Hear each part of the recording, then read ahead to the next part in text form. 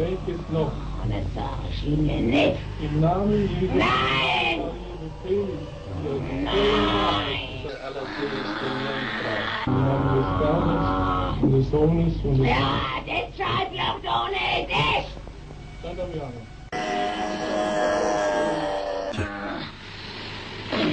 Ja, das ist Familie. Bienvenidos a este nuevo vídeo de Planeta Misterio. El exorcismo de Emily Rose, posesión demoníaca o negligencia médica. El caso de Emily Rose ha sido uno de los casos más famosos de exorcismos de la historia. Tanto es así que se llevó al cine con la película El exorcismo de Emily Rose y causó gran expectación en la época. Aquí les dejamos con la historia y con un audio donde se puede oír voces recogidas en medio del exorcismo. Son realmente sobrecogedoras. Emily Rose, en realidad, era una joven alemana llamada Anneliese Michel. Desde su nacimiento el 21 de septiembre de 1952, Anneliese Michel disfrutó de una vida normal, educada religiosamente desde que era muy pequeña. Sin advertencia, su vida cambió un día en 1968, cuando empezó a temblar y se dio cuenta de que no tenía control sobre su propio cuerpo. No pudo llamar a sus padres, Joseph y Anna, ni a ninguna de sus 3 hermanas. Un neurólogo de la clínica psiquiátrica en Alemania le diagnosticó con el gran mal de la epilepsia, debido a los fuertes ataques epilépticos y a la depresión que sigue. Anneliese fue admitida para tratamiento en el hospital. Poco después de comenzar los ataques, Anneliese empezó a ver imágenes diabólicas durante sus rezos diarios. Era el otoño de 1970, y mientras los jóvenes disfrutaban de las libertades de la época, Anneliese estaba atormentada con la idea de que estaba poseída. Parecía no haber otra explicación a las imágenes diabólicas que se le aparecían mientras rezaba. Voces empezaron a perseguir a Anneliese, diciéndole que iba a achicharrarse en el infierno. Ella le mencionó los demonios a los médicos solo una vez, explicándoles que habían comenzado a darle órdenes.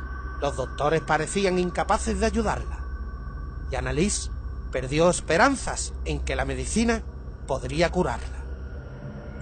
En el verano de 1973, sus padres visitaron a diferentes pastores solicitando un exorcismo. Sus requerimientos fueron rechazados y les recomendaron que Anneliese, de ahora 20 años, debía seguir con su tratamiento médico. Les fue explicado que el proceso por el cual la Iglesia aprueba una posesión es muy estricto, y hasta que todos los aspectos no estén cubiertos, el obispo no puede aprobar un exorcismo. Los requerimientos, para nombrar algunos, incluyen aversión por los objetos religiosos, hablar en idiomas que la persona nunca había aprendido y poderes sobrenaturales. En 1974, después de haber supervisado a Anneliese por algún tiempo, el pastor Ernst solicitó permiso para realizar un exorcismo al obispo de Würzburg.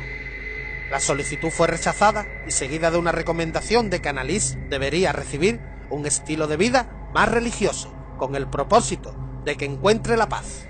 Los ataques no disminuyeron y su conducta se volvió mucho más errática. En casa de sus padres, insultaba, golpeaba y mordía a los otros miembros de su familia. Se rehusaba a comer porque los demonios se lo prohibían. Anneliese dormía en el suelo de piedra, comía arañas, moscas y carbón, y había comenzado a beber su propia orina. Se la podía escuchar por toda la casa gritar por horas mientras rompía crucifijos, destruía pinturas de Jesús y tiraba los rosarios. Pero en ese momento, Anneliese comenzó a cometer actos de automutilación, y el hecho de arrancarse la ropa y orinarse en el suelo no era algo común. Luego de hacer una exacta verificación de su posesión en septiembre de 1975, el obispo le ordenó al padre Arnold y al pastor Earl a participar en un gran exorcismo de Anneliese. La base para este ritual era el Ritual Romanum, el cual era, para ese momento, todavía un canon legal válido desde el siglo XVII. Se determinó que Annalise debía ser salvada de varios demonios, incluyendo a Lucifer, Judas Iscariote, Nerón, Caín, Hitler y Fleischmann, un cura del siglo XVI, y algunas otras almas atormentadas que se manifestaban a través de ella. Entre septiembre de 1975 hasta julio de 1976 se le practicaron 1 o 2 sesiones de exorcismos por semana. Los ataques de Annalise eran tan fuertes que a veces tenía que ser sostenida por 3 hombres o incluso hubo que encadenarla. Durante este tiempo, Annalise regresó a una vida hasta cierto punto normal, tomó los exámenes finales de la Academia de Pedagógica e iba a la iglesia. Los ataques, sin embargo, no pararon. De hecho, se le paralizaba el cuerpo y caía inconsciente poco después. El exorcismo continuó por muchos meses más, siempre con las mismas oraciones y conjuros. Algunas veces estaban presentes en los rituales miembros de la familia y visitantes, como por ejemplo un matrimonio que alegaba haber descubierto a Annalise. Por varias semanas Annalise se rehusó a comer y sus rodillas se rompieron por las 600 flexiones que hacía obsesivamente durante cada sesión. Se hicieron más de 40 grabaciones durante el proceso con el propósito de preservar los detalles. El último día del rito del exorcismo fue el 30 de junio de 1976 y para este punto Annalise sufría de neumonía. También estaba completamente delgada y tenía una fiebre muy alta. Exhausta y físicamente incapacitada para hacer flexiones por su cuenta, sus padres la ayudaban con los movimientos. Lo último que le dijo Annalise a sus exorcistas fue: rueguen por el perdón. Y a su madre le dijo: mamá, tengo miedo.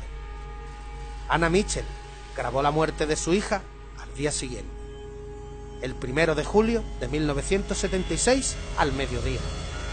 El pastor Ernst informó a las autoridades y el fiscal general comenzó una investigación inmediatamente. De acuerdo a la evidencia forense, Annalise murió de hambre. Los especialistas demandaron que si los acusados la hubieran forzado a comer una semana antes de su muerte, Annalise se podría haber salvado. Una hermana declaró que Annalise no quería ir a una institución mental porque la podrían sedar y obligarla a comer. Los exorcistas trataron de probar la presencia de demonios poniendo las grabaciones de los extraños diálogos, como uno en que 2 demonios discutían cuál de ellos iba a dejar el cuerpo de Annalise primero. Uno de los demonios se llamó a sí mismo Hitler y hablaba con un acento extranjero. Hitler nació en Austria. Ninguno de los presentes durante el exorcismo tuvo la más pequeña duda de la auténtica presencia de estos demonios. Los psiquiatras, a quienes se le había ordenado testificar, hablaron de la Doctrinaria Inductio. Ellos decían que los sacerdotes le habían dado a Annalise el contenido de sus conductas psicóticas. Por lo tanto, según ellos, ella luego aceptó su conducta como una forma de posesión demoníaca. También declararon que el desarrollo sexual inestable de Annalise, junto a su diagnosticada epilepsia, habían influenciado la psicosis. Una comisión de la Conferencia Episcopal Alemana después declaró que Annalise Mitchell realmente no estaba poseída. Sin embargo, esto no impidió a los creyentes a continuar con la lucha de Annalise, ya que muchos creían en su posesión, que el cuerpo de Annalise no encontró paz incluso después de la muerte. Su cadáver fue exhumado 11 años y medio luego de ser enterrada, solo para confirmar si se había descompuesto y si había sido bajo las condiciones normales. En la actualidad, su tumba permanece como lugar de peregrinaje para rezar el rosario por aquellos que creen que Annalise Mitchell luchó valientemente contra el demonio. Welches noch? Und das sag ich Ihnen nicht. Im Namen Jesu. Nein! Alle